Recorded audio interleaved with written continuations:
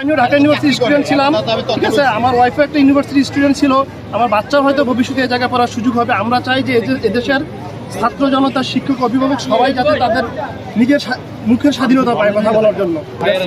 যারা নিহত হয়েছে তাদের জন্য আমি দোয়া করি মন থেকে। আর আমার সরকারের কাছে একটাই অনুরোধ, যাতে আর একটা মানুষের বুকের উপরে যাতে গুলি চালানো না হয়।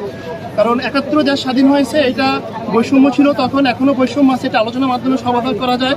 সো আমরা চাই যে আর একটা মায়ের বুক যাতে খালি না হয়, এটা আমার প্রত্যাশা। সরকারের নীতি নির্ধারক যারা আছে তারাই ভালো জানে, তারা আমাদের থেকে অনেক বেশি জ্ঞানী মানুষ, শিক্ষিত মানুষ, তারা রাষ্ট্র পরিচালনা করতেছে, তাদের ডেফিনেটলি এই ধরনের জানা আছে যেটা কীভাবে আসলে মোকাবেলা করতে হবে। সে আমরা চাই যে আর একটা মায়ের বুক যেন খালি না হয়, যেটা আজকে কুমিল্লাতে হয়েছে, এই ধরনের রিপিট যাতে কোথাও আর না হয়। আমরা দেখছি আসলে সবাই প্রকাশ্যে জানে, হয়তো সরকার স্বীকার করবে না, কিন্তু এটা আমরা জানি যে আসলে ছাত্রলীগ কী ধরনের হিংস্রভাবে আন্দোলন করতে পারে, মারামারি করতে পারে, যেটা আমরা গতকাল কুমিল্লাতেও দেখেছি।